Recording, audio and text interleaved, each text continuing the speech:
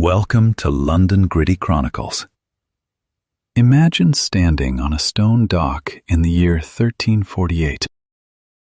The air smells of salt, rotting seaweed, and fear. In front of you is a ship. It is a wooden merchant vessel, sitting low in the water. It is heavy with silk, spices, and grain. But the sailors on board are not cheering. They are not waving. They are silent.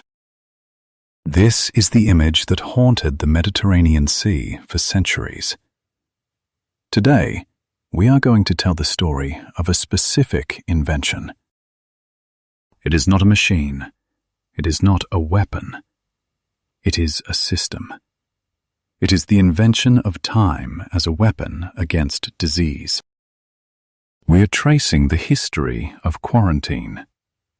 Our journey takes us from the rocky cliffs of Ragusa in 1377 to the isolated islands of Venice in 1423.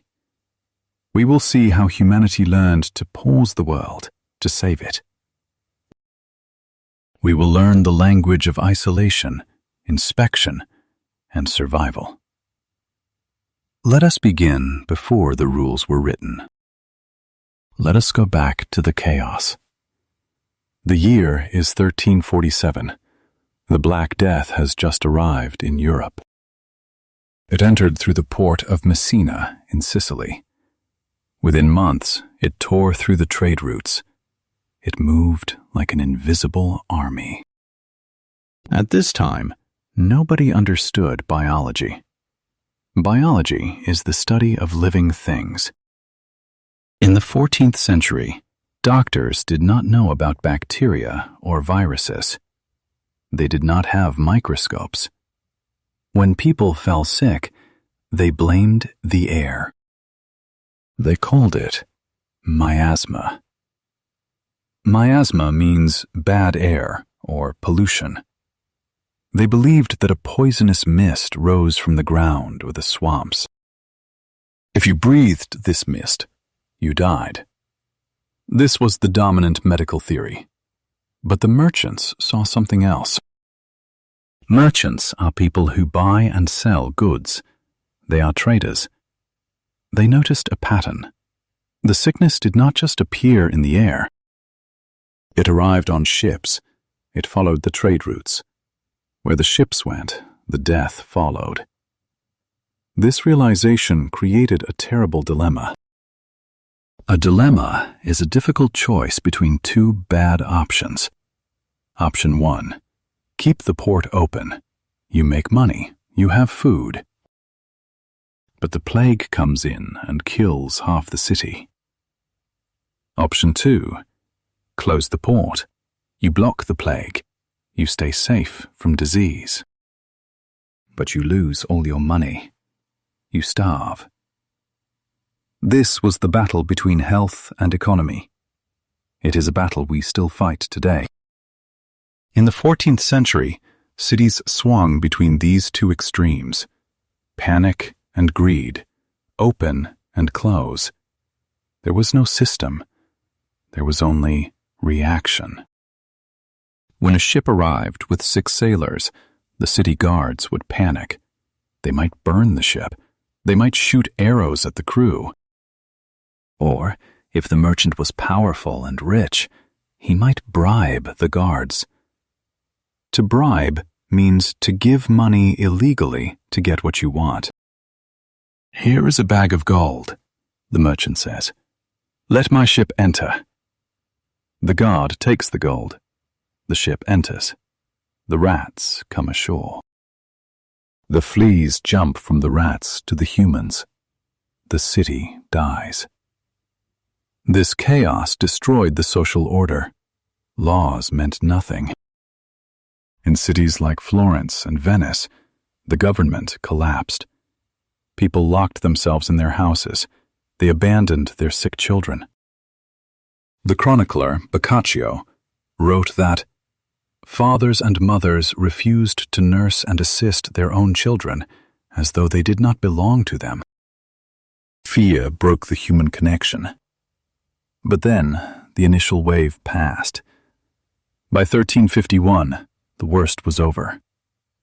The survivors looked around. They had lost perhaps 1/3 or 1/2 of the population. They were traumatized. Traumatized means deeply hurt by a terrible event. However, life must continue. The ships had to sail again. Europe needed grain, oil, and cloth. The Mediterranean Sea is a giant marketplace. If you stop moving, you stop living. So, the ports reopened. But the fear remained. Everyone knew the sickness could return. And it did. The plague became endemic. Listen to this word, endemic. When a disease is endemic, it is always present in a specific place or among a specific group of people. It never fully goes away. The plague lingered in the background like a sleeping dragon. Every few years, in 1361, in 1371, it would wake up. It would flare up in a local outbreak. The cities of the Adriatic Sea lived in a state of constant anxiety. Anxiety is a feeling of worry, nervousness, or unease. They needed a plan. They needed a way to trade without dying. They needed a middle ground between total freedom and total shutdown. This brings us to a small, fortified city on the eastern coast of the Adriatic. Today, we know it as Dubrovnik, in Croatia. Back then, it was called Ragusa. Ragusa was a republic.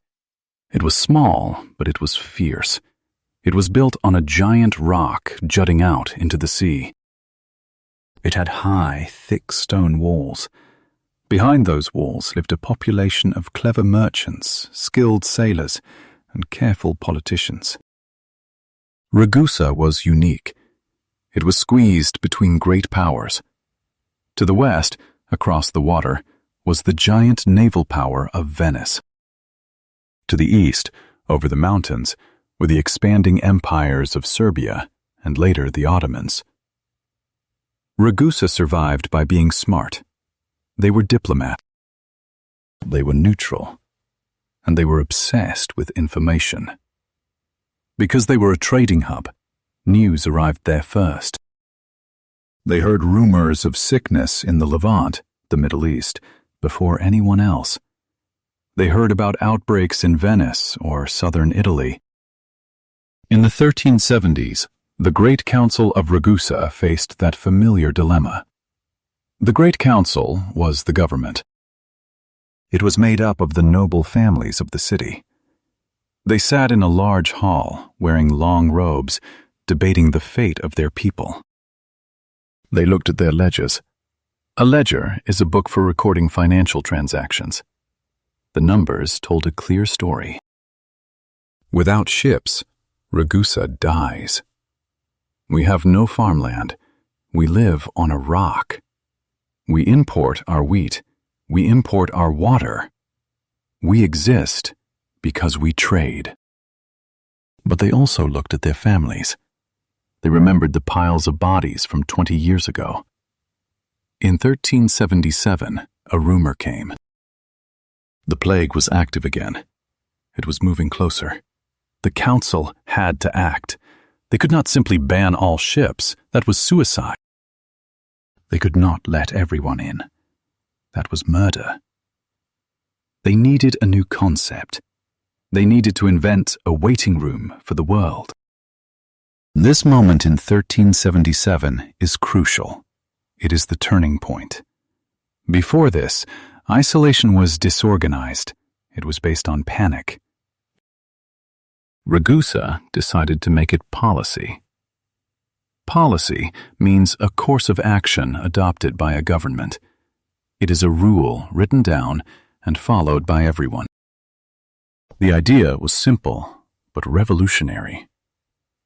"We will not ban you," the council said to the merchants, "but we will not let you in immediately. you must pause. They looked at the geography of their city. Ragusa is surrounded by deep blue sea. Nearby there are small uninhabited islands. Rocks, really. One was called Merkan. Another was near the town of Kavtat. The council pointed to these rocks. If you come from a place with the sickness, they declared, you must go there. You must go to the rock. You must stay there for 30 days. You will sit in the sun and the wind. If you are still alive after 30 days, you are clean. Then you may enter our city. This was the birth of the Trentino. The word comes from the Italian word trenta, which means 30, a 30-day period. It sounds simple to us today. We are used to rules, but in 1377, this was a radical interference in commerce. Commerce is the activity of buying and selling, especially on a large scale. Imagine telling a captain who has sailed for weeks that he cannot dock. He can see the city. He can smell the food. But he must anchor his ship by a desolate rock and wait for a month. His cargo might spoil. His crew might mutiny. Mutiny means to rebel against authority, especially by sailors. Why would they agree to this? Why would they comply? Compliance means the action of obeying a rule or command. They complied because Ragusa was too important. It was the gateway to the Balkans. If you wanted to sell your silver, your wool, or your salt, you needed Ragusa. So the merchants grumbled, but they obeyed. The council wrote this into law on July 27, 1377. We still have the document. It is in the archives of Dubrovnik. It is written in Latin. It says, "Those who come from plague-infested areas shall not enter Ragusa or its district unless they spend a month on the island of Merkan or in the town of Kavtat for the purpose of disinfection." Disinfection, the cleaning of something to destroy bacteria or disease. Of course, in 1377, they did not have chemicals. Their disinfection was time. They believed that the wind and the sun would scour the disease away. They believed that, if the disease was hiding in the bodies of the sailors, it would reveal itself within 30 days. If the sailors died on the rock, well, the city was safe. If they lived, they were welcome. It was a cold, calculated equation. It placed the risk of death entirely on the traveler. The city protected itself by pushing the danger outward, beyond the walls. This was the first time a government created a legal border based on health. Before this, borders were about taxes or war. Now, a border could be about biology. But making the law was the easy part. Enforcing it was a nightmare. Enforcing means compelling observance of a law. How do you watch a ship for 30 days? Who brings them food? Who makes sure they don't swim to shore at night? Who checks if they are dead or alive? The Council of Ragusa had created a system, but they did not yet have the infrastructure. They had a law, but they did not have a building. They sent guards to the islands. These guards had to live near the sick, but not too near. It was a dangerous job. A lonely job. And the merchants were clever. They tried to trick the system. They hid sick sailors in the hold of the ship. They lied about where they came from. "We did not come from the Levant," a captain might say. "We came from Ancona. There is no plague in Ancona." How could the Ragusan guards know the truth? There were no telephones, no internet. They had to rely on interrogation. Interrogation is the process of asking questions aggressively to get the truth. The guards became detectives. They looked at the ship's logbook. They looked at the cargo. Dust from the desert. Silk from Damascus. You are lying. Go to the rock. The tension on the water was high. You have the desperate sailors on one side and the terrified guards on the other.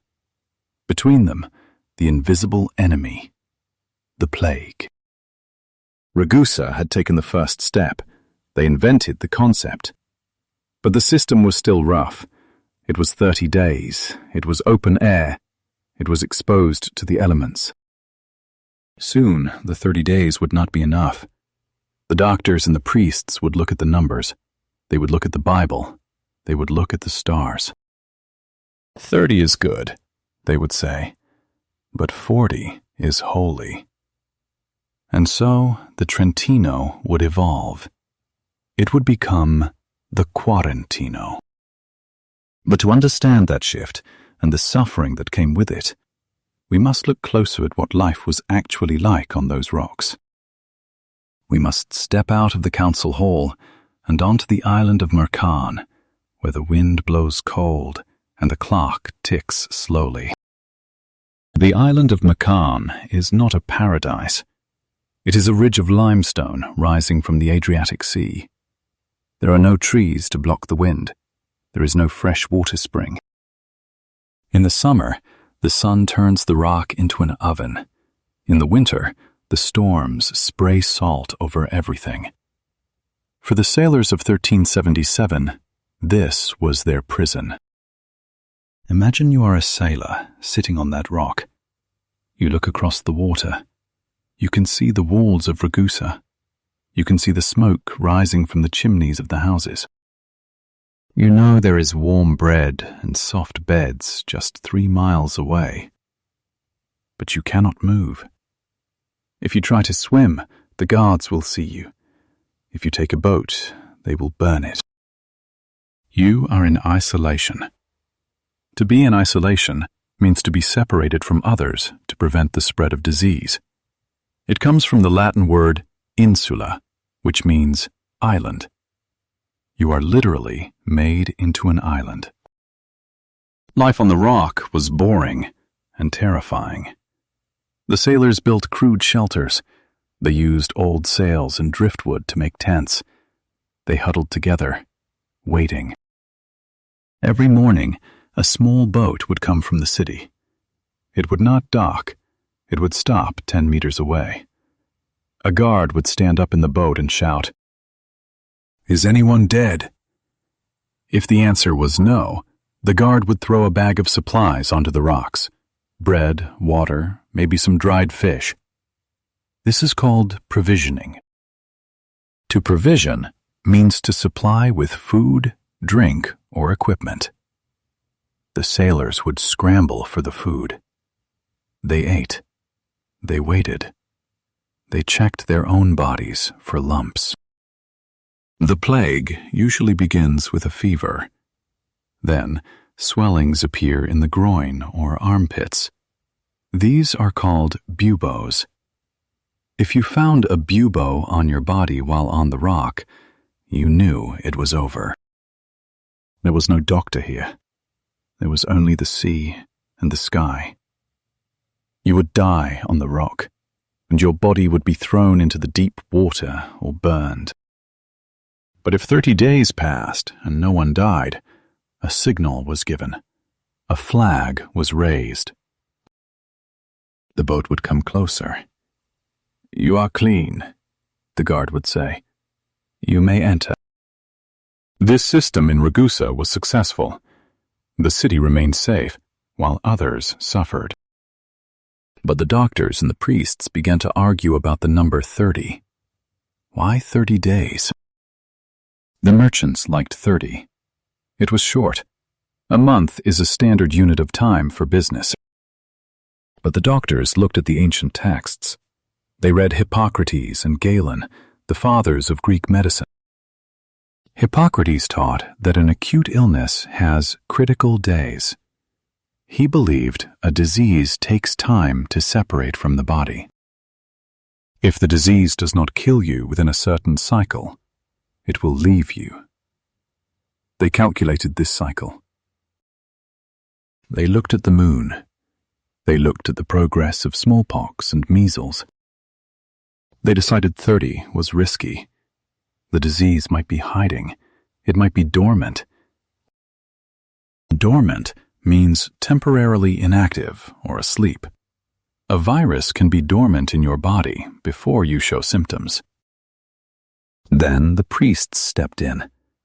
They opened the Bible. They looked for a holy number, a number of purification. They found the number 40. In the Bible, the number 40 is everywhere. It represents a period of trial and testing. The Great Flood lasted 40 days and 40 nights. Moses stayed on Mount Sinai for 40 days. Jesus fasted in the wilderness for 40 days. 40 days is a time of suffering that leads to cleansing. It is a spiritual bridge from sin to salvation. So, the medical theory and the religious theory aligned. The doctors said, 40 days is safer for the body. The priests said, 40 days is better for the soul. The term shifted. The Trentino, 30, became the Quarantino. The word comes from the Italian quaranta, meaning 40. This is the origin of the English word quarantine. Quarantine specifically refers to a state, period, or place of isolation, in which people or animals that have arrived from elsewhere or been exposed to infectious or contagious disease are placed. By around 1380 or 1400, the 40-day rule became the gold standard across the Mediterranean. If you wanted to do business, you had to wait for 40 days. This change had a massive impact on the economy. Imagine adding 40 days to every business trip. Let's say you are bringing spices from Alexandria to Venice. The voyage takes 3 weeks. Then you sit on a rock for nearly 6 weeks. Your capital, your money, is frozen. You cannot sell your goods. You cannot pay your debts. The price of spices goes up because the supply is delayed. This is the health versus economy tension. The merchants screamed, "This will ruin us!" They shouted in the councils, "The goods will rot! The rats will eat the grain!" The cities had to compromise. They had to create a system to protect the goods, not just the people. You cannot leave expensive silk sitting on a damp rock for 40 days. It will be ruined. So the concept of quarantine had to evolve again. It moved from passive isolation, sitting on a rock, to active purification. They needed a facility, a building, a place where goods could be unloaded, opened, and aired out. They believed that the miasma, the bad air, stuck to clothes and wool. They thought the disease was sticky. To fix this, they hired a new class of workers. These were the purifiers. A purifier is someone who removes contaminants or dirt. These workers would take the bales of wool and open them. They would turn them over in the sun. They would beat the carpets. They were risking their lives. If there were infected fleas in the wool, the purifiers would die first. They were the front-line soldiers. Ragusa built wooden huts for this purpose. But wood burns, wood rots. Across the Adriatic Sea, the giant was watching. Venice. Venice was the New York City of the Middle Ages. It was rich, crowded, and powerful. It was a city built on water. It had no walls to close. It had hundreds of canals. It was impossible to seal off Venice like Ragusa. Venice had watched Ragusa's experiment. They saw that it worked. But Venice did things bigger.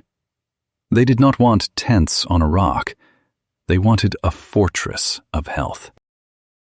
In 1423, the Venetian Senate made a historic decision. They looked at a small island in their lagoon. It was called Santa Maria di Nazareth. "We will take this island," the Senate decreed. "We will build a hospital. But not a hospital for curing, a hospital for holding." They took the name of the church, Santa Maria di Nazareth. The people mumbled the name. Nazareth, Lazaretto, Lazaretto. The word Lazaretto was born. A lazaretto is a quarantine station for maritime travelers. It is a specific type of building designed to isolate the sick and process the goods. In 1423, Venice established the first permanent lazaretto. This was the moment isolation became a formal institution. It moved from a temporary emergency measure to a permanent part of the state. The Lazaretto Vecchio, the old Lazaretto, was a complex of brick buildings. It had a church. It had a well for water. It had high walls. And it had armed guards. When a ship arrived in Venice, the captain was stopped at the harbor mouth. A boat with a black flag would approach. The official would ask for the Bill of Health. This is a key phrase, Bill of Health. Originally, it was a verbal statement. Later, it became a paper certificate. It stated where the ship came from, and if there was plague in that port. Clean meant no plague. Foul meant plague was present. If your bill of health was foul, or even suspicious, you were towed to the Lazaretto. Now, imagine entering the Lazaretto Vecchio in 1423. You are guided through a large brick archway. The gates close behind you with a heavy boon. You are inside. It is quiet. There are arcades, rows of arches, surrounding a central courtyard. It looks like a monastery. But the people inside are not monks. They are merchants, sailors, and travelers from all over the world. Turks, Greeks, Germans, Arabs. They are all waiting for the clock to tick down. 1 day, 2 days, 40 days. But inside these walls, a new society formed, a society of suspicion. Every cough made heads turn. Every pale face caused panic. And overseeing it all was a new kind of bureaucrat, the magistrate of health. A magistrate is a civil officer or judge who administers the law. These magistrates had absolute power. They could burn your ship. They could execute you if you tried to escape. They held the keys to the city. In the next part, we will walk through the daily routine inside the Venetian Lazaretto. We will see how they inspected the goods, how they treated the sick, and the strange, smoky rituals they used to fight the invisible enemy. The air inside the Lazaretto Vecchio does not smell like the sea. It smells of vinegar, burning rosemary, and sulfur. These are the smells of medieval disinfection. Welcome to the processing machine of Venice. In part 2, we stood at the gates. Now we are going to undergo the inspection. And this is the moment where the health versus economy tension becomes a physical reality. Imagine you are a merchant captain, arriving from Alexandria in 1425. You have a cargo of cotton and spices. Your ship drops anchor in the lagoon, far from the beautiful palaces of St. Mark's Square. A small boat rows out to meet you. In the boat sits a health official. He does not shake your hand. He does not board your ship immediately. He stays at a distance. He holds a long stick. This stick is not a weapon. It is a tool to accept your papers without touching your skin.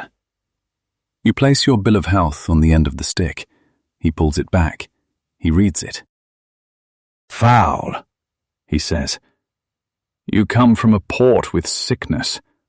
You must go to the Lazaretto." This is the order to disembark. Listen to this word, disembark.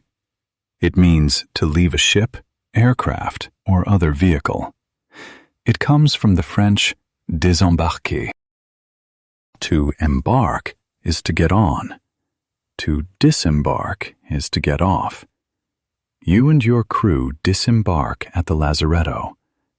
But you cannot just walk in. You are separated. The humans go to the residential quarters. These are long brick buildings with small rooms. You are locked in. You are under detention. Detention is the action of detaining someone or the state of being detained in official custody. It is usually used for prisoners. Here, it is used for potential patients. But the most interesting part is what happens to your cargo. Your cotton, your silk, your wool. The Venetians believed that soft, hairy materials were dangerous. They thought the miasma, the sticky, poisonous air, trapped itself inside the fibers of the cloth. Hard objects like iron or wood were considered safe, but wool was a sponge for death. So, your precious cargo is taken to a different part of the island. It goes to the Tezon. A Tezon is a large, open-sided warehouse. It has a roof to stop the rain, but no walls. It allows the wind to blow through. Here, a special team of workers takes over. These men are called bastazzi. They are the porters of the Lazaretto. Often, these men are salted. Salted is a slang term from the time. It means they have already had the plague and survived. They are immune. To be immune means you cannot catch a specific disease because your body has already fought it. The bastazzi take your bales of cotton. They cut the ropes. They open the bales. Then, they do something that looks very strange to modern eyes. They begin to turn the goods. Every day for 40 days, they flip the cloth. They shake it. They beat it with sticks. They expose every inch of the fabric to the sun and the wind. This process is called ventilation. Ventilation is the provision of fresh air to a room or building. In this context, it means using air to clean the goods. The Venetians believed the wind would blow the sticky disease away. If the bastazzi did not die after handling the wool for a week, the goods were considered safe. But this system was expensive. Who pays for the bastazzi? Who pays for the food you eat while you are in detention? Who pays for the guards who watch the walls? You do, the merchant. This is the hidden cost of the quarantine system. It was a massive tax on trade. Imagine the frustration. You are a wealthy merchant. You are sitting in a small, damp room. You are eating stale bread. Meanwhile, your expensive silk is being beaten with sticks by a stranger in a warehouse. Every day your goods sit there, you lose money. You have to pay the daily fee for the warehouse. You have to pay the wages of the porters.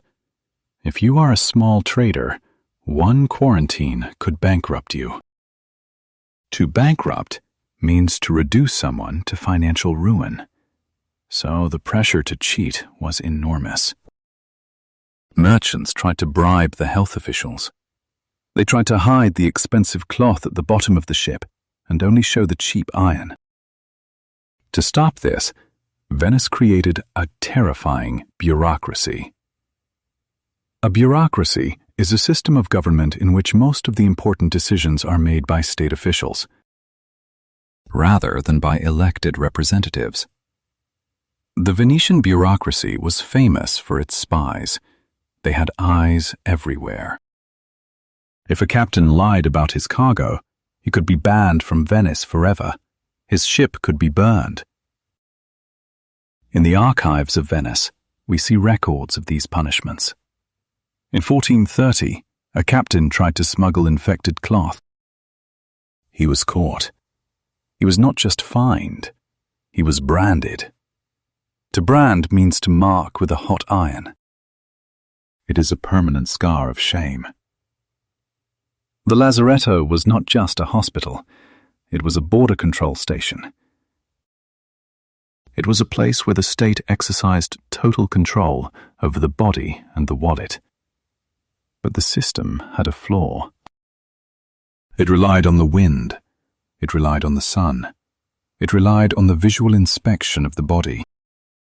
What happens if the disease is not in the wall? What happens if the disease is inside a rat that is hiding in the grain sack? The Bastasi would open the sack. The rat would jump out. The flea would jump from the rat to the porter. The porter would get sick. Suddenly, the safe warehouse becomes a hot zone. A hot zone is a modern term, but the concept is ancient. It is an area that contains a deadly, infectious agent. When a porter died in the Lazaretto, the clock reset. This is the cruelest rule of the quarantine. If anyone in your group dies on day 39, the count goes back to day 1. You have to start the 40 days all over again. Imagine the psychological torture. You are 1 day away from freedom. Then, a man in the next room dies. The guards come. They lock the doors. "Reset," they say. Some sailors spent 3 or 4 months trapped on the island. They watched their friends die one by one. They ran out of money. They went mad with boredom and fear. This psychological pressure created a unique culture inside the walls. The people in the Lazaretto began to form their own strange community. They gambled. They prayed. They carved their names into the brick walls. You can still see this graffiti today in the old Lazaretto of Venice.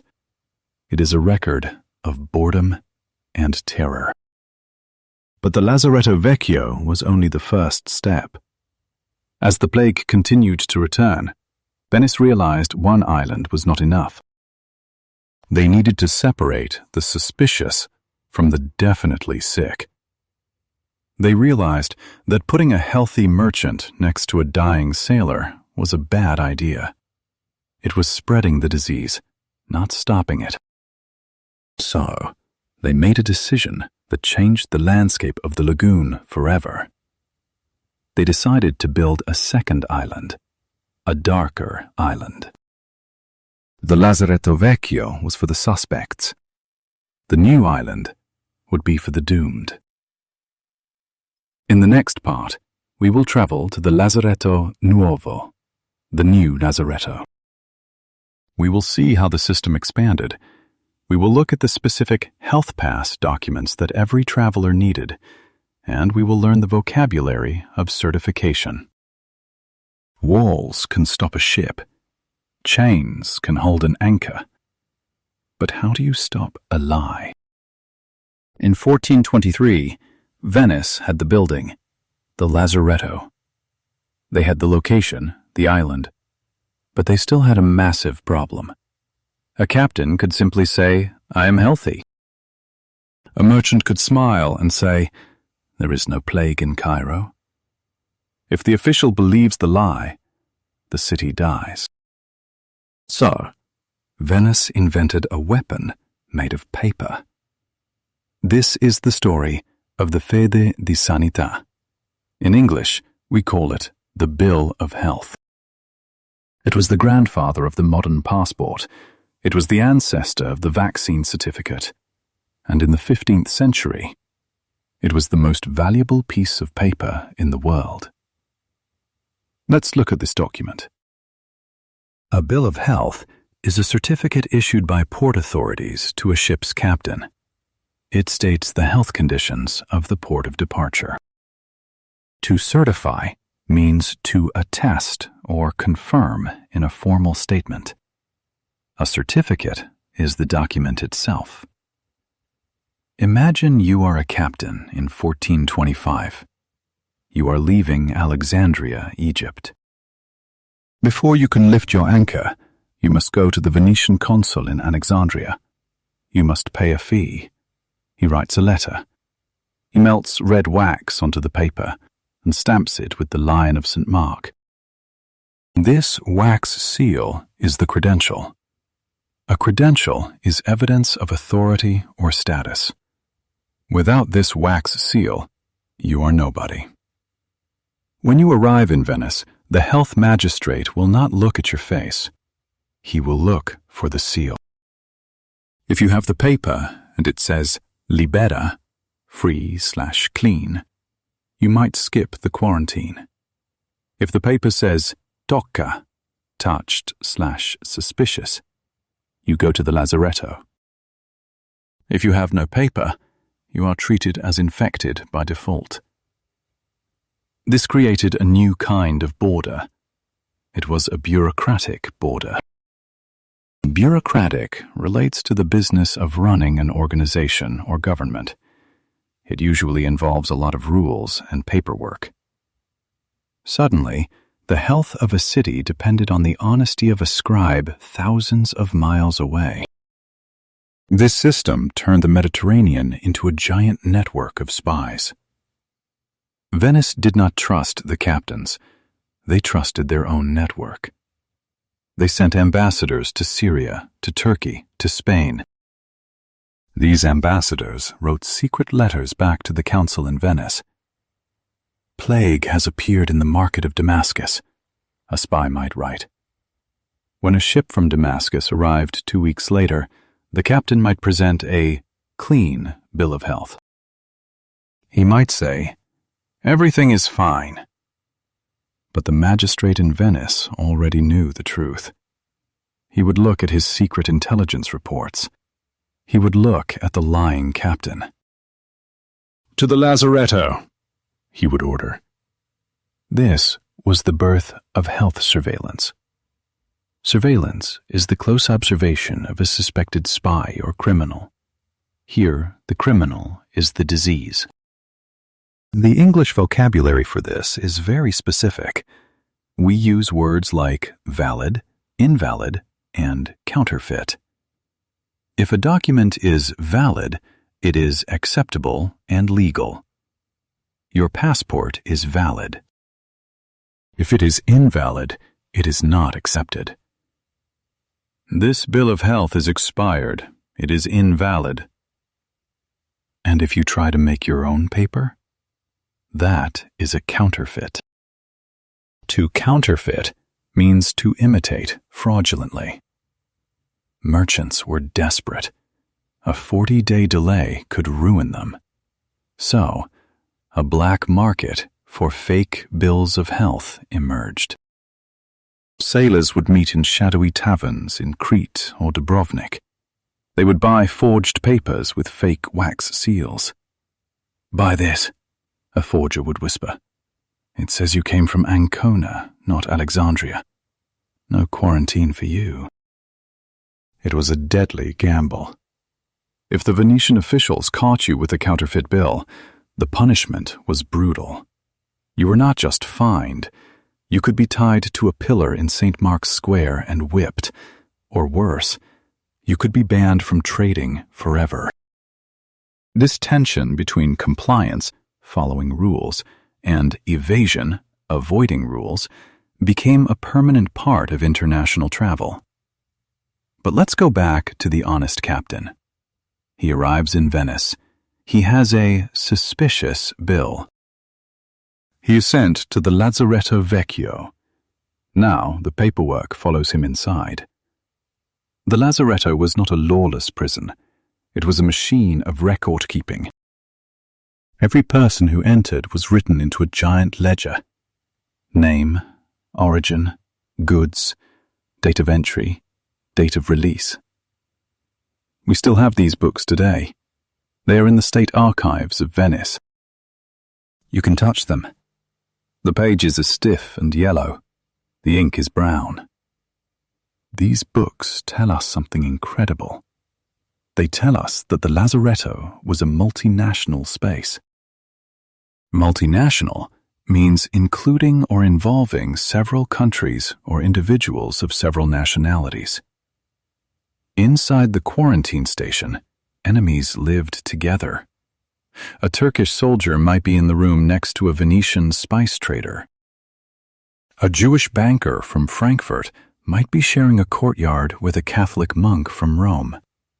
Outside, their countries might be at war. Inside the Lazaretto, they had a common enemy: the plague. The shared language was often a mix of Italian, Greek, and Arabic, the lingua franca of the sea. Lingua franca implies a bridge language used between people who do not share a native tongue. They swapped stories, they gambled, they complained about the food, and they waited for the inspection. The inspection was the climax of the bureaucratic process. It happened near the end of the 40 days. The doctors of the health office would arrive. They were terrifying figures. In later years, they would wear the famous beak masks filled with herbs to filter the air. In 1423, they likely wore heavy waxed robes. They would stand at a distance. They would order the travelers to strip. "Show me your armpits," the doctor would command. "Show me your groin." They were looking for the telltale swelling, the bubo. This was a moment of extreme vulnerability. Vulnerability is the state of being exposed to the possibility of being attacked or harmed. You are naked. You are tired. A stranger is judging your body. If he sees a shadow, a pimple, or a rash, he can reset your clock. 10 more days, he might say. Or, if he sees the black mark of the plague, he points to the other door, the door to the infirmary, the place where people go to die. This distinction between the healthy suspect and the confirmed sick was the genius of the Venetian system. In the old days, they locked everyone in one house. The sick killed the healthy. In the Lazaretto system, they tried to filter. To process something to remove unwanted material. They filtered the people like they filtered the water. But the system was not perfect. The miasma theory was wrong. They were fighting fleas, not air. And fleas are small. Fleas can jump from the sick ward to the healthy ward. So, despite the ledgers, the wax seals, and the stone walls, death still walked through the Lazaretto. And when death came, the bureaucracy had one final job: the disposal of the body. You cannot bury a plague victim in a normal churchyard. It is too dangerous. You need a special place, a mass grave. The Venetians were efficient even in death. They dug deep pits on the islands. They layered the bodies, one layer of humans, one layer of lime, a chemical to burn the flesh, then dirt. Archaeologists have found these pits. They are the final entry in the ledger. In the next part, we will move from the paperwork to the people. We will look at the psychological toll of isolation. How did people stay sane for 40 days? We will read the letters they wrote from inside the walls. We will hear the voices of the lonely, the bored, and the terrified. The most dangerous enemy in the Lazaretto was not the rat, it was not the flea, it was the clock. In the 15th century, time was usually measured by the sun or the church bells. But inside the quarantine station, time stopped. It became a solid, heavy thing that you had to carry on your back. We have talked about the walls and the laws. Now we must talk about the mind. Imagine you are a sailor in 1430. You are locked in a room in the Lazaretto Vecchio. You are not sick. You feel fine, but you cannot leave. Day 1 is easy. You sleep. You rest from the voyage. Day 2 is okay. You talk to your roommates.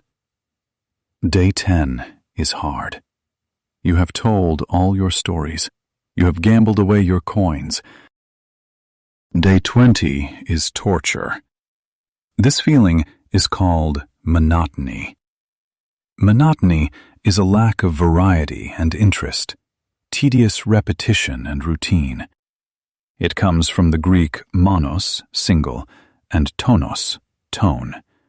One tone, one sound, forever. To survive the monotony, the people in the Lazaretto had to invent routines. They had to structure their day. Structure means to construct or arrange according to a plan. Without structure, you go mad. So, the inmates created a daily schedule. Morning. Wake up. Check your body for lumps. Pray. Noon. Wait for the food delivery. Afternoon. Walk in the courtyard, if allowed. Gamble with dice. Evening. Check your body again. Pray. Sleep. The check for lumps was the moment of highest tension. It was a daily ritual of fear. You touch your neck. Is that a swelling or just a mosquito bite? This constant checking creates a state of paranoia. Paranoia is a mental condition characterized by delusions of persecution or extreme irrational suspicion. In the Lazaretto, the suspicion was directed at your own body. Every itch felt like death. To escape this fear, the isolated travelers tried to connect with the outside world. They wrote letters. But writing a letter from a plague hospital is not simple. The paper itself is a risk. Remember, the Venetians believed the miasma, the poison air, stuck to everything. Paper is porous. It can hold the poison. So, how do you send a letter to your wife in the city without killing her? You have to purify the mail. Purify means to remove contaminants from. The process was strict.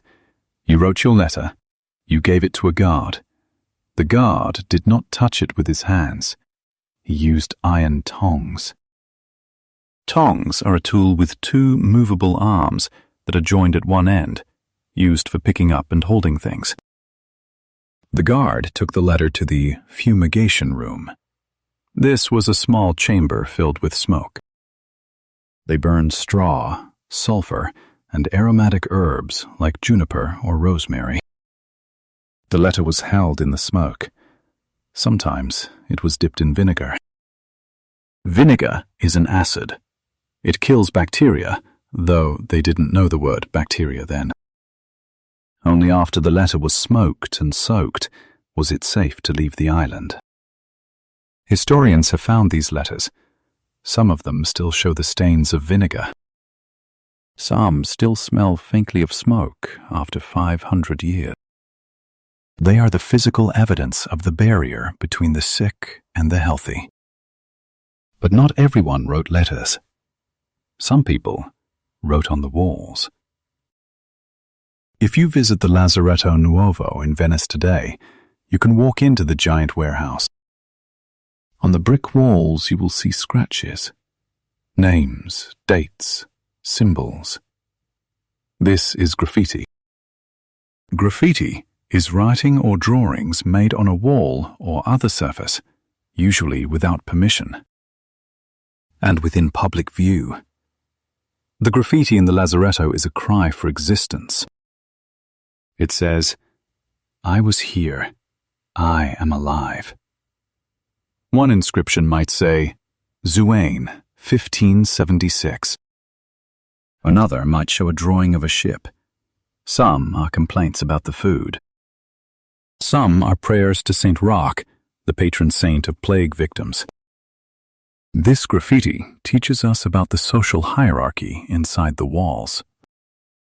Hierarchy is a system or organization in which people or groups are ranked one above the other, according to status or authority. The plague kills everyone, but quarantine was not equal. If you were a rich merchant or a noble, you could rent a private room. You could pay for better food. You could have wine brought to you. You experienced confinement, but it was comfortable confinement. Confinement is the action of confining, or the state of being confined. It means being kept within limits or borders. If you were a common sailor, you slept in the dormitory. A dormitory is a large bedroom for a number of people in a school or institution. In the dormitory, 20 men might sleep on straw mattresses. The air was thick. The smell was bad. If one man coughed, everyone froze. The tension between the classes was high. The rich feared the poor would infect them. The poor hated the rich for their special treatment. "Why does he get a chicken?" a sailor might ask. "I get only hard bread." The guards had to manage this anger. They were not just health officers. They were prison wardens. Warden is a person responsible for the supervision of a particular place or thing, or for ensuring that regulations are associated with it are obeyed. The warden of the Lazaretto held the keys. He decided who got the extra blanket. He decided who got to send a letter. But there was one thing the warden could not control: the crossover. Sometimes, despite the walls, the suspect became the victim. Imagine a quiet Tuesday. You are on day 35. You are almost free. You are playing cards with a friend from Crete. Suddenly, your friend collapses. He is shivering. He is hot to the touch. The game stops. The room goes silent. You back away. The guards come in wearing their waxed robes. They look at your friend. They see the bubo on his neck. They do not take him to a doctor. They take him to the other door, the door that leads to the field of the dead. And then the warden turns to you. He looks at his ledger. He crosses out day 35. "Reset," he says. Day 1. The despair of that moment is impossible to describe. To have freedom snatched away when it was so close. This is called desolation. Desolation is a state of complete emptiness or destruction, anguished misery or loneliness. This cycle of hope and despair broke many people. We have records of suicides in the Lazaretto, people who threw themselves into the lagoon, rather than wait another 40 days. This is the dark psychological truth of quarantine. It saves the society, but it damages the individual. It sacrifices the mental health of the few to protect the physical health of the many. By the 16th century, this system was fully mature. It was a machine of smoke, vinegar, paper, and stone. Venice had perfected the Lazaretto. But the world was changing. Ships were getting bigger. Trade was expanding to the Americas and India. The old medieval system was about to face a new challenge. It needed to scale up. In the next part, we will leave the individual rooms and look at the network. We will see how this Venetian idea spread to France, England, and the New World. We will learn the vocabulary of expansion and standardization. And we will see what happens when a king decides to build a wall around an entire country.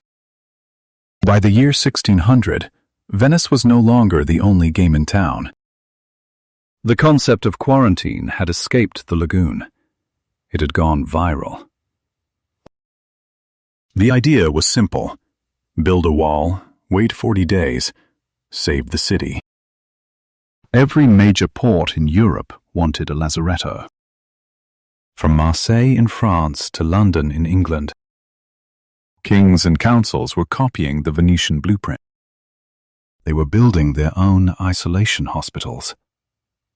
This is the story of standardization. To standardize means to make things of the same type or standard. Suddenly, a captain sailing from Smyrna to London knew exactly what to expect. He would see the yellow flag. He would smell the vinegar. He would see the stone walls. But as the system grew, it became more complex. It wasn't just about a building anymore. It was about a network. A network is a group or system of interconnected people or things. The ports began to talk to each other. They shared information. "Watch out for the ship, the Golden Lion," a message from Livorno might say. "It has sickness on board." This communication created a web of intelligence across the sea. It was an early form of international health monitoring. But with this growth came new problems. The Lazarettos were becoming crowded. They were becoming dirty. They were becoming prisons. In London, the situation was different. London did not have a nice island like Venice. It had a crowded river, the Thames. When the plague hit London in 1665, they did not have a permanent lazaretto. They used pest houses. A pest house is a hospital for people suffering from infectious diseases, especially the plague. Pest comes from pestilence, an old word for a fatal epidemic disease. But the English added a cruel twist to the concept. They didn't just isolate the travelers. They isolated the residents in their own homes. This was the policy of shutting up. If one person in a house got sick, the authorities would come. They would nail the door shut from the outside. They would paint a red cross on the door. They would write, "Lord, have mercy upon us." And they would leave a watchman outside. "Nobody comes out," the watchman would say. "Nobody goes in." This was containment. To contain means to control or restrain something within limits. Imagine being locked in your own house with a dying family member. You are healthy, but you cannot leave. You watch them die. Then you get sick. Then you die. The whole family perishes together. This policy was controversial even then. People argued it was murder. It was not quarantine. It was a death sentence. But the government said it was necessary. It was the greater good. The tension between individual rights and public safety exploded. People tried to escape. They climbed out of back windows. They bribed the watchman. They dug holes through the walls into the neighbor's house. This resistance is called non-compliance. Non-compliance is the failure or refusal to comply with a rule or regulation. The government responded with force. They hired searchers. Searchers were usually poor, elderly women who were paid to inspect dead bodies. They had to determine the cause of death. Was it plague? Or was it just a fever? If the searcher said plague, the house was shut. The searchers were powerful, but often corrupt. You could bribe a searcher to say fever. Then your family was free. "Here is a shilling," a father might whisper. Say it was consumption. Consumption is an old word for tuberculosis, a wasting disease. It was not considered as contagious as the plague. So the statistics of the 1665 plague are unreliable. Many deaths were hidden. This chaotic system in London showed the limits of the Venetian model. You cannot simply lock up a whole city. It is too big. The people will rebel. The Venetian Lazaretto worked because it was on an island. It was separate. The London method failed because it was inside the community. It turned neighbors into enemies. But across the Channel, the French were taking the idea to the extreme. They were building a literal wall. In 1720, the last Great Plague hit Marseille. It killed 100,000 people. To stop it from spreading to the rest of France, the government built the Mur de la Peste, Wall of the Plague. It was a stone wall, 2 meters high, stretching for kilometers across the countryside. In Provence, soldiers stood guard every few hundred meters. If you tried to cross the wall, you were shot. No questions, no trial. This was the ultimate cordon sanitaire. A cordon sanitaire is a guarded line preventing anyone from leaving an area infected by a disease and thus spreading it. The French approach was military. It was brutal, but it worked. The plague did not spread to Paris. So, by the 18th century, we have 2 models of quarantine. The maritime model, Venice. Isolate the ship. Use a lazaretto. Protect trade. The military model, France. Isolate the region. Use an army. Protect the nation. Both models rely on the same principle, the sacrifice of the few for the many. But as the 19th century approached, a new force began to challenge these old ideas. Science. Doctors began to question the miasma theory. They began to look at dirt. They began to look at water.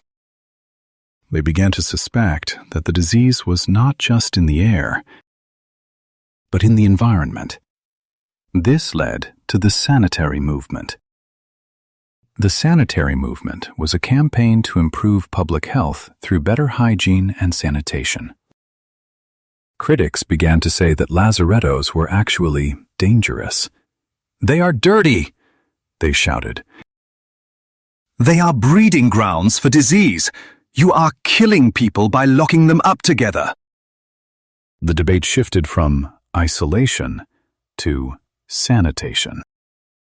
Sanitation refers to conditions relating to public health, especially the provision of clean drinking water and adequate sewage disposal. Merchants loved this new idea.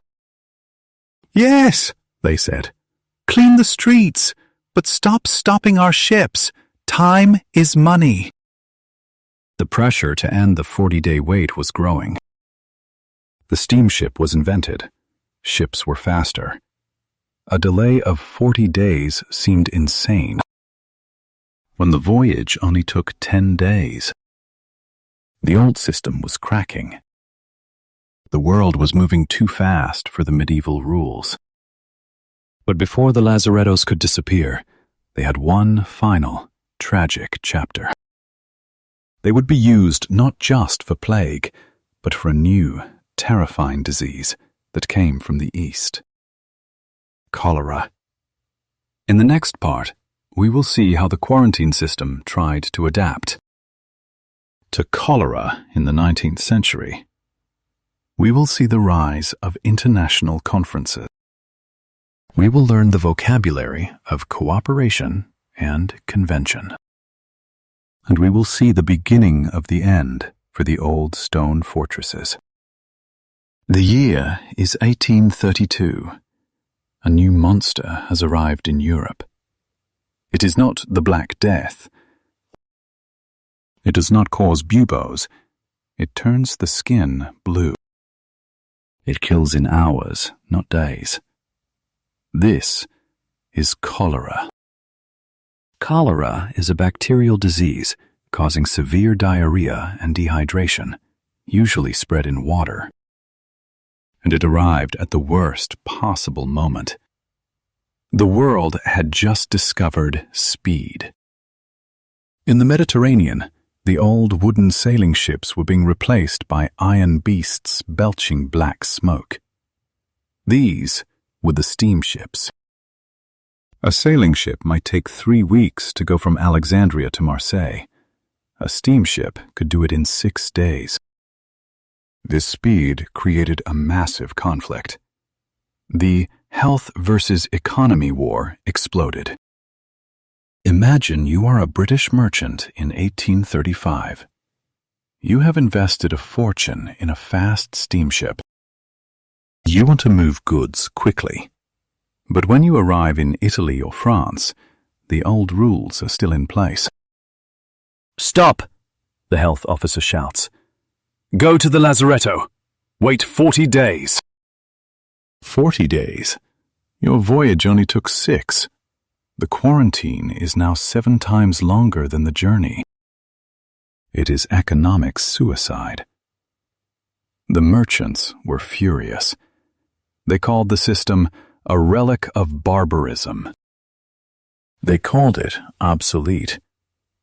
Obsolete means no longer produced or used, out of date. "The Lazarettos are obsolete," they argued in the newspapers. "They are not hospitals, they are prisons." And they were right. The old stone fortresses of Venice and Marseille were designed for the plague. They were not designed for cholera. Cholera spreads through dirty water and poop. The Lazarettos had terrible plumbing. They were crowded. If one person had cholera in the quarantine station, everyone used the same latrine. Everyone drank from the same well. So, the Lazaretto became a death trap. You went in healthy to prove you were safe. And you died of cholera inside because the sanitation was bad. This sparked a massive controversy. A controversy is a disagreement, typically when prolonged, public, and heated. On one side, you had the quarantinists. These were the old-school doctors and conservative governments. They said, "We must build higher walls. We must stop the ships." On the other side, you had the sanitarians. These were the liberals and the British traders. They said, "Walls do not work. The disease is in the filth. Clean the cities. Open the ports." The argument was fierce because nobody knew the scientific truth yet. The germ theory of disease had not been proven. To solve this, the nations of Europe did something unprecedented. They decided to talk. Unprecedented means never done or known before. In 1851, diplomats and doctors from 12 countries gathered in Paris. This was the first International Sanitary Conference. It was a historic moment. For the first time, health was treated as a matter of international diplomacy, just like war or trade. They sat in a grand hall. France, Britain, Austria, Russia, the Papal States, Spain, Turkey. They tried to write a single rule book for the world. They wanted to create a convention. A convention is an agreement between countries covering particular matters, especially one less formal than a treaty. The goal was to standardize the quarantine. Instead of every port having different rules, they wanted one system.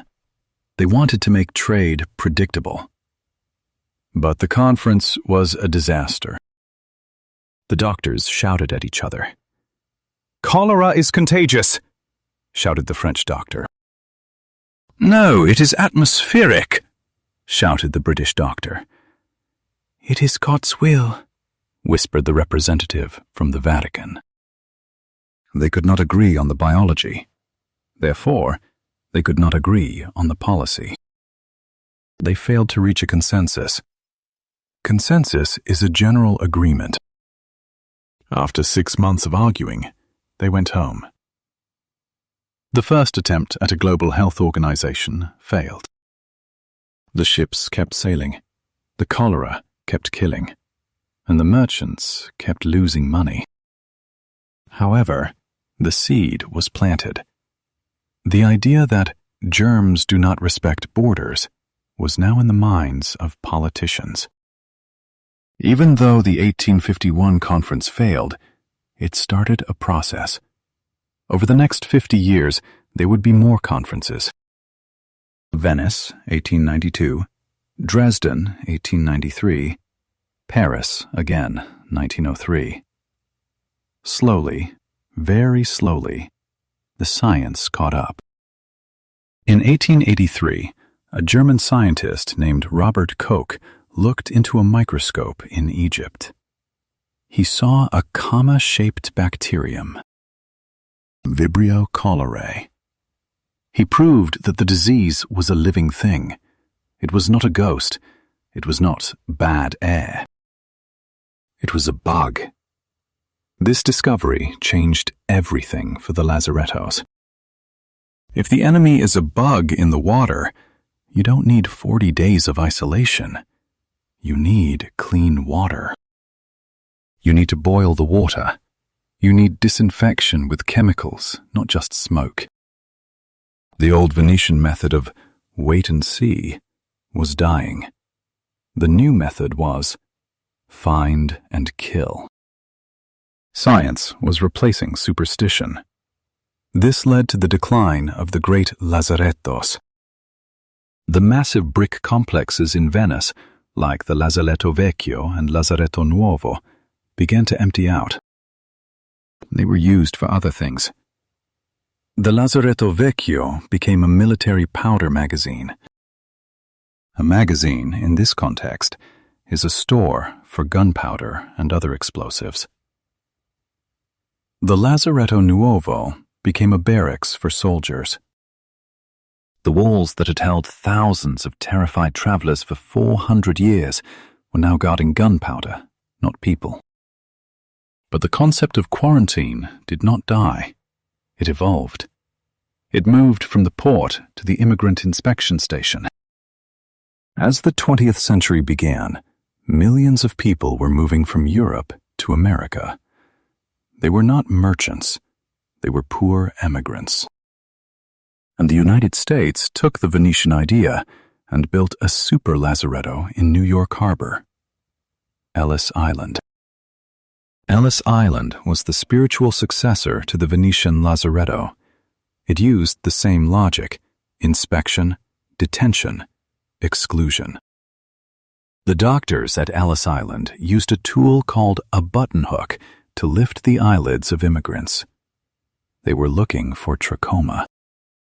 Trachoma is a contagious bacterial infection of the eye. If they saw it, they marked a chalk letter on the immigrant's coat. E for eyes. L for lameness. If you had the mark, You were detained. You were put in a cage. You waited. If you didn't get better, you were sent back across the ocean. This was the industrialization of quarantine.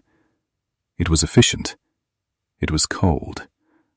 It was the Venetian system scaled up for the modern world. But back in the Mediterranean, the original Lazarettos were falling into ruin. The roofs collapsed. The weeds grew over the graffiti. The world forgot about the sailors on the rock. They forgot the health versus economy struggle of 1377. Until recently. In the next part, we will look at the legacy of these places today. We will visit the ruins of the Lazaretto Vecchio in modern Venice. We will see how archaeologists are digging up the mass graves. And we will learn the vocabulary of preservation and excavation. Today, if you take a vaporetto, a water bus, across the Venetian lagoon, you might pass a small green island. It looks abandoned. There are old brick walls covered in ivy. There is a silence that feels heavy, even on a sunny day. This is the Lazaretto Vecchio. For centuries, it was the busiest waiting room in the world. Now, it is a time capsule. A time capsule is a container used to store objects or information for future people to find. In the early 2000s, a team of archaeologists arrived on the island. They did not come to build a hotel. They came to dig. This is the process of excavation. Excavation is the action of excavating something, especially an archaeological site. It comes from the word cave, to make a hollow, to dig out. What they found beneath the grass was shocking. They knew the history books. They knew about the quarantine rules. But the soil told a darker story. They found mass graves, huge trenches filled with human skeletons. In one pit alone, they found over 1,500 bodies. They were not buried in coffins. There was no time for wood. They were stacked like firewood.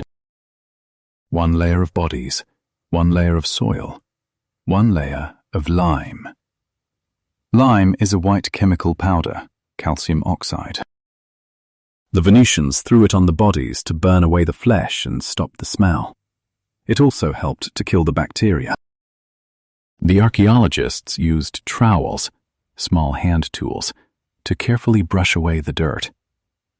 They revealed the chaos of the epidemics. In the older layers, from the 1400s, the bodies were laid out carefully, head to toe, respectful. In the later layers, from the 1600s, the bodies were thrown in, arms and legs twisted. It shows panic.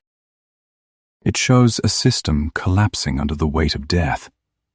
This is forensic evidence. Forensic refers to the application of scientific methods to investigate a crime or history. These skeletons are witnesses. By studying the bones, scientists can tell us who these people were. They were not just Venetians. They found tall skeletons with strong bones, likely sailors from Northern Europe. They found smaller frames with specific dental wear, likely people from the Mediterranean who ate a lot of grain. They found women. They found children. The Lazaretto did not discriminate. One discovery in particular captured the world's imagination. It was found on the other island, the Lazaretto Nuovo. They found the skull of a woman. She died during a plague outbreak in the 16th century. But her burial was strange.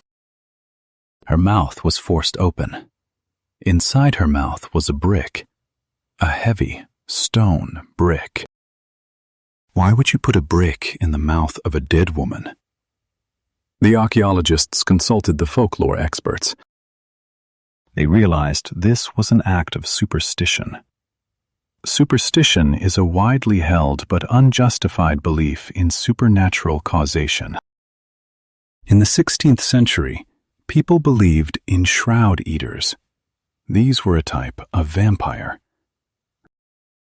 The people believed that some plague victims did not die completely. They woke up in the grave. They made chewing noises.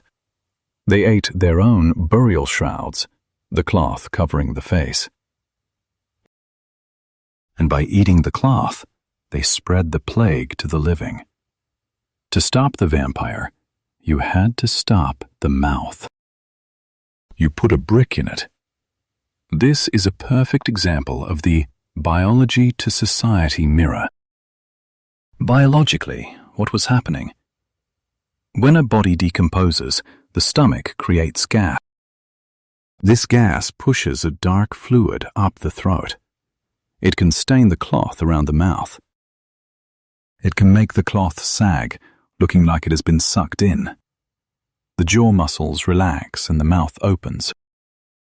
Or the jaw snaps shut due to rigor mortis. The gravediggers saw this. They saw the eaten cloth. They heard the escaping gas, a groan or a sigh. They were terrified. They didn't know biology. So, they used a brick. This woman was not a monster. She was a victim. She probably died of a high fever. Her neighbors were so afraid of her ghost that they desecrated her body. To desecrate means to treat a sacred place or thing with violent disrespect. The excavation of the Lazarettos has changed how we see history. It is not just about the glorious Republic of Venice. It is about the terror of the common people. But the science went even deeper. In 2010, researchers took teeth from the skeletons in the Lazaretto Vecchio. A tooth is like a safe. It protects the DNA inside the pulp. They drilled into the teeth. They extracted the ancient DNA, and they found it. Yersinia pestis, the Black Death. For a long time, historians debated. Was the Great Mortality really the plague? Was it anthrax? Was it Ebola? The Lazaretto provided the proof. The DNA does not lie. It was the plague. This is the power of preservation. Preservation is the action of preserving something, keeping it safe from harm or decay. Because Venice is an island and the soil is wet and sandy, the bones were preserved. The isolation that kept the people prisoners in 1423 is the same isolation that kept their secrets safe until 2023.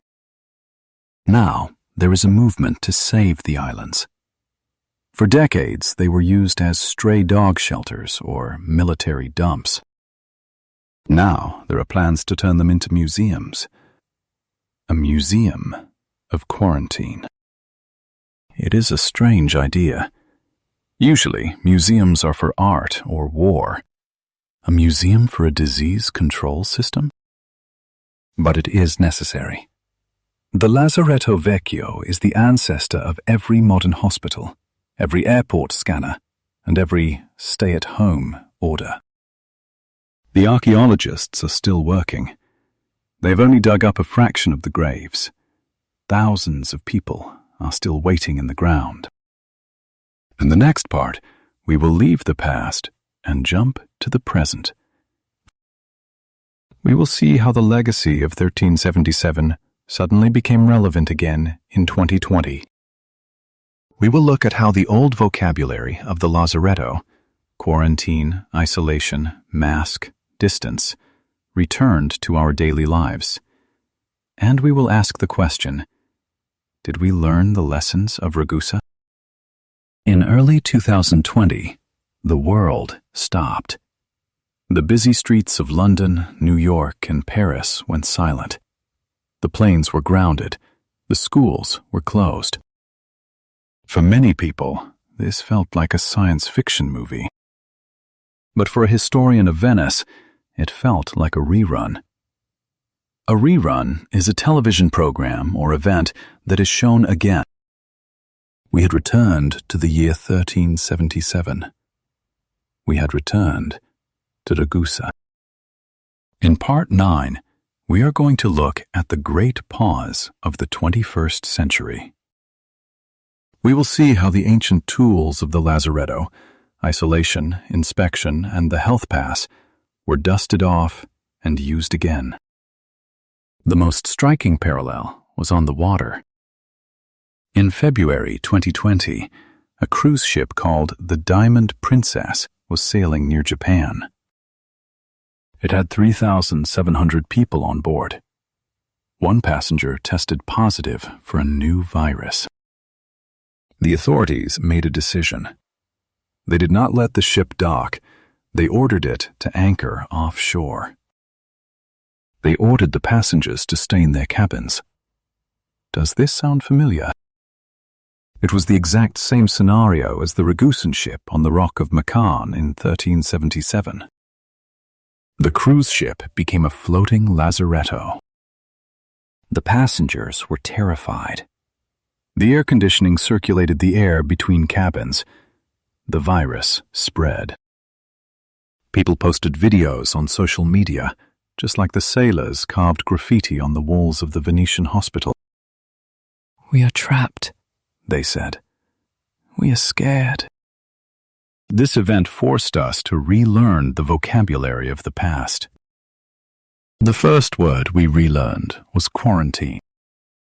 Strictly speaking, quarantine is for people who might have been exposed but are not yet sick. Isolation is for people who are confirmed to be sick. In 2020, we used these words interchangeably, but the distinction is important. The people on the Diamond Princess were in quarantine. When they tested positive, they were moved to isolation in hospitals on land. The second word we relearned was incubation. This is the scientific explanation for the 40 days. The incubation period is the time between exposure to an infection and the appearance of the first symptoms. In 1377, they guessed the time was 30 days. In 1423, they guessed 40. In 2020, scientists calculated the incubation period for the new virus was up to 14 days. So, the modern quarantine became the fortnight, 2 weeks, not the trentino, 30 days. But the logic was identical. You wait out the clock. If the virus is hiding in your body, it will reveal itself. The third concept that returned was the cordon sanitaire. Remember the wall of the plague in France? In 2020, we saw invisible walls go up around entire regions. Cities in China were sealed. The region of Lombardy in Italy was closed. You could not leave your municipality. This created the same health versus economy tension as in the 14th century. Shopkeepers shouted, "We are going bankrupt!" Doctors shouted, "We are overwhelmed!" The governments had to make the same impossible choice the Council of Ragusa made. Close the gates and starve the economy, or open the gates and feed the virus. They chose the lockdown. Lockdown is a prison term. It means the confinement of prisoners to their cells for a temporary period as a security measure. In 2020, we applied this prison term to free citizens. And just like in Venice, the system relied on compliance. Compliance is the action of complying with a command. In 1423, compliance meant showing your armpits to the doctor. In 2020, compliance meant wearing a mask and standing 2 meters apart. This is social distancing. Social distancing is the practice of maintaining a certain physical distance from other people to limit the spread of disease. The Venetians practiced this too. In the Lazaretto, the guards used long sticks to pass food to the sick. They understood that distance equals safety. But the most controversial return was the Bill of Health.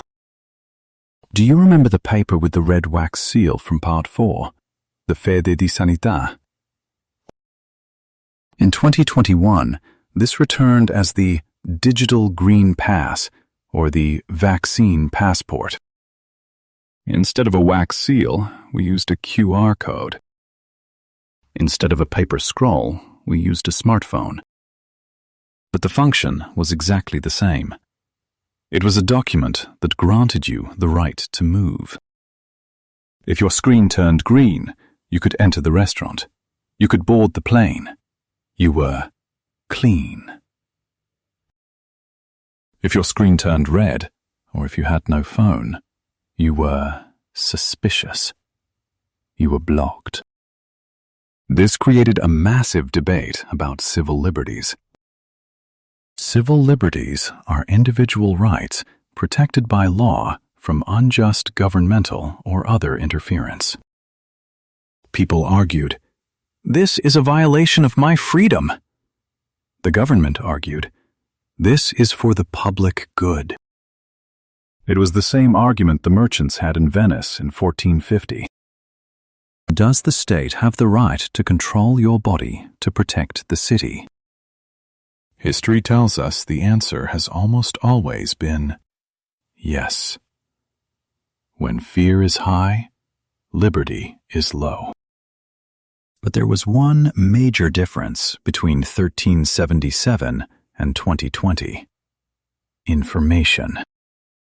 In Ragusa, they relied on rumors and slow ships. In 2020, we had instant data. We had genomic sequencing. We knew the genetic code of the virus within weeks. Genomic sequencing is a laboratory method that is used to determine the entire genetic makeup of a specific organism or cell type. This speed allowed us to develop a vaccine in less than a year. The Venetians waited centuries for a cure that never came. However, the technology did not save us from the psychology. We saw the same panic buying. In 1630, people hoarded grain. In 2020, people hoarded toilet paper. We saw the same scapegoating. In 1348, they blamed strangers. In 2020, people blamed specific countries or travelers. Scapegoating is the practice of singling out a person or group for unmerited blame. The human reaction to an invisible enemy has not changed in 700 years. We are still afraid of the miasma, even if we call it an aerosol. Aerosol refers to a suspension of fine, solid particles or liquid droplets in air. We now know the virus floats in aerosols, just like the medieval doctors thought the bad air floated in the wind. In a strange way, they were almost right. As the lockdowns lifted and the masks came off, the world tried to forget.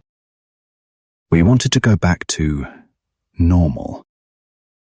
But the Lazaretto teaches us that normal is fragile. The system of quarantine is always there, waiting in the background. It is a sleeping giant. We have built a global economy that relies on constant movement. Planes, ships, trains. But biology relies on opportunism. The virus uses our movement against us. So, the question remains, what happens next time? We have the technology, we have the history, but do we have the wisdom?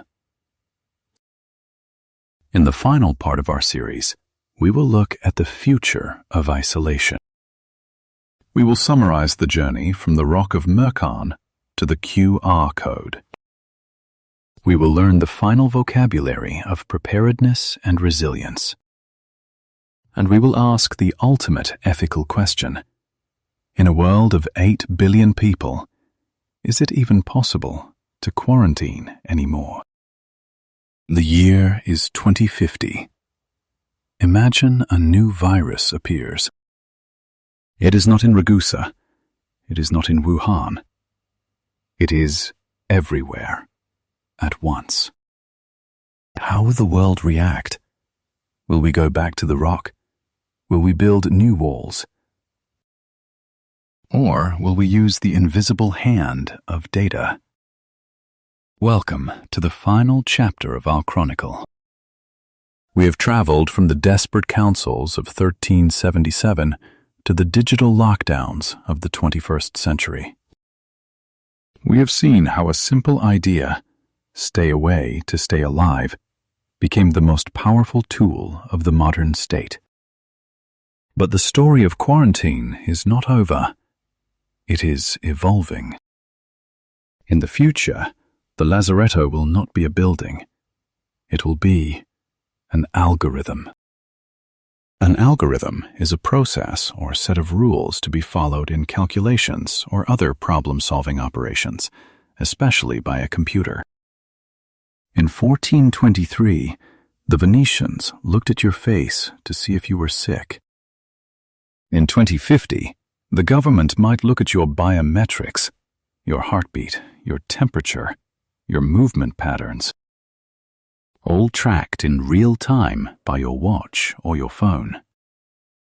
This is the concept of biosecurity.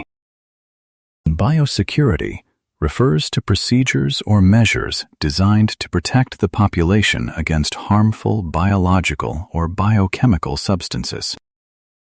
If the algorithm detects a fever, your phone might turn red. Your door might lock automatically.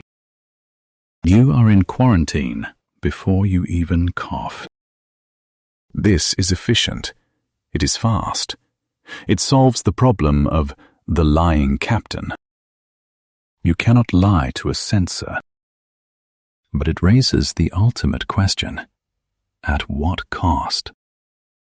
Throughout this series, we have seen the tension between health and economy. In the future, the tension will be between safety and privacy. Privacy is the state or condition of being free from being observed or disturbed by other people. If the state knows your temperature, do they also know where you sleep? Do they know who you love? Do they know your political beliefs? The Venetian Council of 10 had spies, but they could not see inside your house. The modern state can. This brings us back to the core lesson of Ragusa. The merchants of Ragusa accepted the isolation because they understood the deal. We give up 30 days of freedom. You give us a safe city. It was a social contract. A social contract is an implicit agreement among the members of a society to cooperate for social benefits, for example, by sacrificing some individual freedom for state protection. If this contract breaks, the system collapses. If the people do not trust the government, they will hide the sick. They will forge the documents. They will jump off the ship. We saw this in 1665 London. We saw it in 2020. So, the future of quarantine depends on trust. Trust is the firm belief in the reliability, truth, ability, or strength of someone or something. Without trust, a quarantine is just a prison. With trust, it is a shield. We must also talk about resilience. Resilience is the capacity to recover quickly from difficulties. Toughness. The city of Venice was resilient. It survived the Black Death. It survived the cholera. It survived the floods. It survived because it adapted. It turned an island into a hospital. It turned a piece of paper into a passport. We are the descendants of those survivors. Think about your own ancestors. If you are alive today, it is because someone in your family line survived the plague. Maybe they ran to the mountains. Maybe they stayed in their house when the door was nailed shut. Maybe they washed their hands with vinegar. You carry their resilience in your DNA. But we must not forget the ones who were left behind. The sailor on the rock of Mercan, staring at the city he could not enter. The woman with the brick in her mouth, silenced by fear. The immigrant at Ellis Island, marked with chalk. The grandfather dying alone in a hospital room in 2020. Quarantine is a story of survival, but it is also a story of separation. It is the cruelest kindness. We hurt the individual to save the group. As we move forward into a world of 8 billion people, crowded into megacities, the risk of contagion is higher than ever. The next Black Death is a mathematical certainty. Contagion is the communication of disease from one person to another by close contact. When it comes, we will look back at 1377. We will look back at 1423. We will realize that while our technology has changed, our biology has not. We are still fragile bodies. We are still afraid of the invisible. And we still need each other. The walls of the Lazaretto Vecchio are crumbling today. The ivy is pulling the bricks apart. The wind blows through the empty windows. But the idea remains. It is a line in the sand. On one side, the sick. On the other, the healthy. And standing on the line, the guard. Who watches the guard? That is up to us. Thank you for listening to the London Gritty Chronicles. We have traced the journey from the wooden ships of the Adriatic to the data streams of the future. History is not just dates and names. It is a warning, and it is a guide. Stay safe, stay curious, and remember, the past is never really dead. It is just in quarantine.